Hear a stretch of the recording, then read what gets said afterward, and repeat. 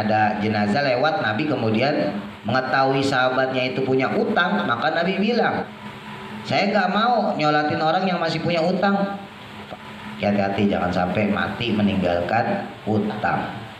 Kalau pakai hukum yang saklek, harus ditanya dulu itu. Ini punya utang nggak ada orang? Ada Pak Ustadz, berapa? 500.000. Udah sholatin diri sana. Ustadz pulang gitu. Turun malaikat Jibril alaihissalam, bentuk manusia, dibayar utangnya tuh.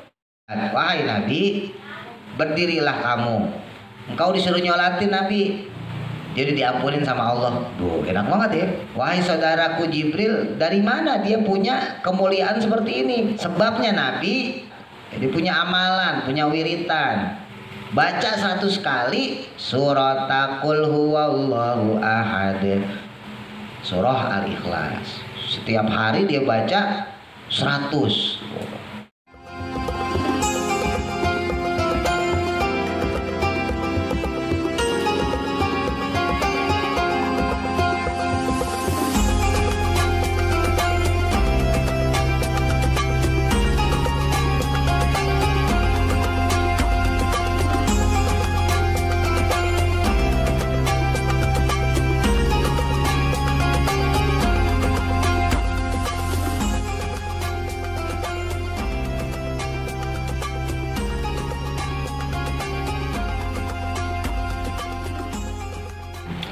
Bismillahirrahmanirrahim. Qala musannifu rahimahullahu ta'ala wa nafa'ana bihi wa bi barakati ulumi fi daraini amin. Wa hukiya, dan dihikayatkan, inna nabiyya, sesungguhnya Nabi Muhammad sallallahu alaihi wasallam, karena dahulu beliau itu jalisan duduk ala babil Madinati, di depan pintu kota Madinah, depan gerbang ya. Idmarot, tiba-tiba lewat siapa? Janazatu rajulin, jenazahnya seseorang.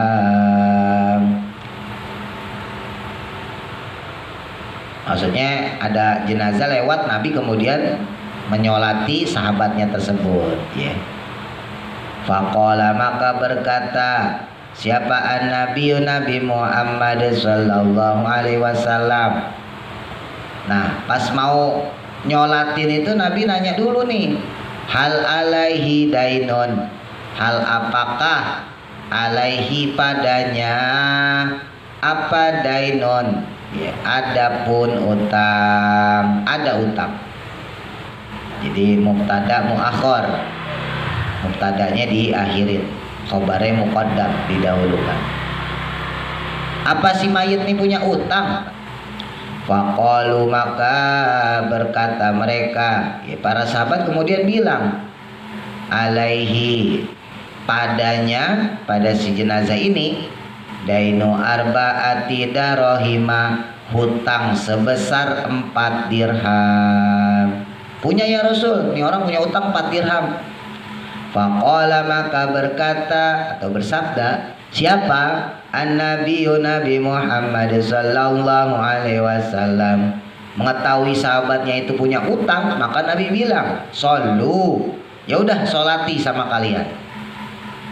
Alaihi, padanya. Udah sholati dia aja. Fa ini, karena maka sesungguhnya aku, kata Nabi, itulah usolli, tidak mau mensolati, alaman, atas orang, karena yang ada alaihi padanya apa dainu arba'ati darahima, utang 4 dirham. Saya nggak mau nyolatin orang yang masih punya utang. Famata, lalu dia mati. Walam yu'addiha, namun belum sempat melunasinya. Dia belum sempat bayar, mati. Saya nggak mau nyolatin orang kayak gitu. Oh, hati-hati jangan sampai mati meninggalkan utang. Nah, makanya kayak ustadz-ustadz tuh pintar dia. Kalau mau nyolatin jenazah, ngomong dulu dia. Kan dia nggak mungkin kayak Nabi kan. Misalnya kayak Pak Ustadz gitu kan, ada yang meninggal nih, Ustadz ngomong misalnya gitu, Jiko nih orangnya punya utang nggak kok? Kan nggak mungkin kan.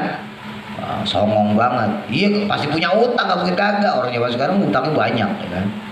Cicilan apa lah, cicilan lemari, kulkas ya kan, motor, arisan ya kan. Jadi pasti ada aja. Kalau pakai hukum yang saklek harus ditanya dulu itu. Ini punya utang nggak ada orang? Ada Pak Ustadz berapa ya? 500.000. Udah sholatin di sono, diri sono. Ustadznya pulang gitu. Harusnya begitu. Cuma kan enggak ya. Akhirnya ya itu win-win solution ya. Biar Ustadznya merasa enak juga, nggak kena beban, keluarga juga tenang. Jenazah udah disolatin. Ya, caranya gitu. Apabila jenazah punya sangkutan hutang piutang atau jamaah punya sangkutan hutang piutang, silahkan menghubungi keluarganya, ahli warisnya. Udah paling gitu doang. Jadi aman tuh, jalan tengah. Nah ini kalau Nabi nggak mau dia nyolatin, udah sholatin sama kalian, sama sahabat yang lain. Saya nggak mau nyolatin orang yang punya utang. Padahal utangnya cuma 4 dirham, ya. Kecil kan. Wah utangan yang jutaan. Fanazala maka turunlah. Siapa? Jibrilu, malaikat Jibril. Turun malaikat Jibril alaihissalam.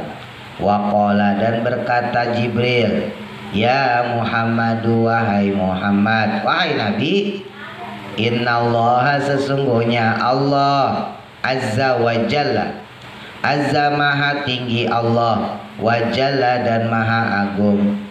Wahai Nabi, Allah itu yukri'uka, menyampaikan atau mengucapkan padamu assalama, akan salam. Turun malaikat Jibril, wahai Nabi, kamu dapat salam. Wa yaqulu, dan berfirman Allah, maksudnya Allah berpesan, ba'astu, mengutus aku. Allah bilang pada saya, aku mengutus Jabraila, akan malaikat Jibril, bisurati adamiyin, dengan bentuk atau rupa manusia. Adamiyin arti dasarnya anak Adam, tapi maksudnya manusia. Kata Allah, aku mengutus Jibril dengan bentuk, dengan rupa manusia. Wa ada, dan membayar dainahu, akan hutangnya dia. Hutangnya sahabat Nabi yang tadi meninggal. Kan gak mau disolatin tuh. Terus malaikat Jibril berbentuk manusia, dibayar utangnya tuh yang 4 dirham tadi. Wow. Faqala, maka berfirman Allah. Terus Allah ngomong lagi, ini dipesan pada saya Nabi, kum, berdirilah kamu, fasoli, dan solatilah dia. Engkau disuruh nyolatin Nabi. Fa innahu, maka sesungguhnya dia, si orang yang meninggal dengan meninggalkan utang yang kemudian dibayarin sama malaikat Jibril, itu maghfurun, telah diampuni. Jadi diampunin sama Allah. Duh, enak banget ya. Punya utang, utangnya dibayarin. Wah, tapi syaratnya soleh, ya. Kalau kagak soleh kagak dibayar-bayar. Enggak sampai di situ. Wa yaqulu, dan berfirman Allah. Nabi, Allah juga pesan, kata Allah, man, adapun siapa orang sholat yang ikut sholat, ya, maksudnya ikut bersama engkau Nabi, ala janazatihi, atas jenazahnya. Kalau ada orang kok ikut bersama engkau Nabi untuk mensolatinya, maka sama ghafaro, mengampuni juga siapa Allahu, Allah Ta'ala, lahu, padanya. Tuh, bukan cuma si jenazahnya yang dimaafin, orang yang nyolatin juga dimaafin, diampunin sama Allah. Bingung Nabi nih, loh orang punya utang. Waqala, maka berkata atau bersabda, maksudnya bertanya di sini, siapa an-nabiyyu, Nabi Muhammad sallallahu alaihi wasallam. Ya akhi, wahai besti, ya akhi, wahai saudaraku. Ya Jibril, wahai Jibril, min aina, dari manakah, lahu, padanya, hadal karomatu. Nah ini sama mubtada muakhor, mubtadanya diakhirin. Ada karomah ini, ada kemuliaan ini. Wahai saudaraku Jibril, dari mana dia punya kemuliaan seperti ini? Keren banget. Dia orang punya utang, dibayarin sama engkau. Terus saya disuruh nyolatin. Terus orang yang nyolatin juga diampunin sama Allah dosanya. Faqala, maka berkata malaikat Jibril, sebabnya Nabi liqiraatihi, karena bacaannya dia. Karena dia suka baca. Jadi punya amalan, punya wiritan. Kulla yaumin, dalam setiap harinya. Baca apa sih? Sampai segitunya? Mi'ata marotin, 100 kali. Baca 100 kali surat Qul huwallahu ahad. Surah Qul huwallahu ahad. Surah Al-Ikhlas. Setiap hari dia baca 100. Sampai dia meninggalkan utang aja dibayarin sama malaikat. Tapi tetap harus berusaha bayar. Ya jangan misalnya ini kayak gini diamalin, oh tenang aja tadi juga gue meninggal dibayarin malaikat. Kagak lah, tetap harus bayar utang. Ya. Kalau ini kan sahabat Nabi ya, bisa nggak ditiru? Bisa aja kalau kita kayak sahabat Nabi mah soleh, rajin, ya. Baca kulhu 100 kali, ya, insya Allah bebas utang. Maksudnya kalau dia di dunia maka hidupnya digampangin gitu. Jadi nggak terbebani sama biaya hidup. Seandainya pun dia nanti mau meninggal kok masih punya utang, insya Allah dibayar. Entah dibayar oleh keluarganya sendiri atau mungkin bisa juga seperti malaikat Jibril diutus sama Allah langsung untuk membayar utangnya. Li'anna fiha, karena sesungguhnya di dalamnya, di dalam surah Al-Ikhlas itu bayana sifatillahi, menjelaskan berbagai sifat Allah. Nah, karena di dalam surah Al-Ikhlas itu sifat-sifat penting Allah tertulis di situ Nabi. Allah tidak beranak, Allah tidak diperanakan, Allah tempat bergantung, Allah tempat mengadu, ya kan? Itu sifat-sifat penting Allah itu. Wasana dan pujian alaihi, kepadanya, pujian pada Allah. Nggak ada yang satu atau nggak ada yang sama seperti Allah, ya, dan seterusnya. Qala, maka berkata atau berfirman Allah. Nah ini lanjutannya malaikat Jibril berarti ya. Jadi malaikat Jibril masih bawa pesan Allah, ya. Jadi masih ngomongin pesannya Allah. Man, adapun siapa orang qara'aha, yang dia membacanya. Barang siapa ada orang kok baca surah Al-Ikhlas fi jami'i umurihi, dalam seluruh umurnya. Maksudnya setiap umurnya, ya, tiap hari berarti. Berapa kali? Maratan wahidatan, 1 kali saja. Gak usah banyak-banyak, sekali aja. Tiap hari itu dibaca. La yakhruju, maka tidaklah dia keluar minat dunia, dari dunia, maksudnya meninggal, hatta yaro, sehingga dia melihat makanahu, akan tempatnya dia, fil jannati, di surga. Jadi ada orang kok dia rutin baca surah Al-Ikhlas, maka ketika dia mau meninggal dunia, dia akan ditampakin sama Allah tempatnya di surga, istananya di surga. Wahai fulan, ini istanamu di surga. Jadi ditampakin sebelum meninggal pas sakratul mautnya itu. Khususon, terutama, khususnya, man, bagi orang qara'aha, yang membacanya, fi sholawatil khamsi, pada sholat 5 waktu. Cocok ya kan? Kita mah nggak usah dipakai disuruh juga, ya udah, ya sholat favorit ya, surat favorit Al-Ikhlas udah kulhu eko, nggak pakai disuruh lagi.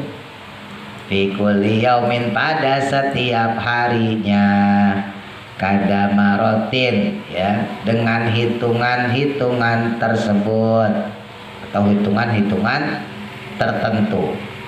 Tasfa'u yang mana kamu bisa memberi syafaat lahu kepadanya yaumal kiamati pada hari kiamat. Maka nanti bisa beri syafaat, bisa ngasih pertolongan di hari kiamat. Wali jami aqribaihi, dan semua kerabatnya, semua orang terdekatnya. Miman termasuk orang qadis taujabat yang wajib atau yang telah diponis, maksudnya alaihi padanya apa annaru neraka, termasuk bisa mensafati atau menolong orang yang diponis masuk neraka kayak kemarin tuh, masuk neraka kemudian diselamatin. Insya Allah kita PR yang hadis ke-16. 1. Tuliskan 7 fadilah orang yang membaca surat Al-Ikhlas. 2. Tuliskan asbabun nuzulnya surat Al-Ikhlas. Asbabun nuzul itu sebab turun ya. Sebab turunnya tuh namanya asbabun nuzul. Dulu pernah belajar itu. 3. Tuliskan penafsiran sahabat Ibnu Abbas. 3. Tuliskan penafsiran sahabat Ibnu Abbas tentang surat Al-Ikhlas. Ikhlas tuh KH ya, IKH ikhlas, pakai kho, pakai KH. 3. Tuliskan penafsiran sahabat Ibnu Abbas tentang surat Al-Ikhlas. 4. Tuliskan kisah Suraqah yang ingin mencelakakan Nabi. Tuliskan kisah Suraqah yang ingin mencelakakan Nabi.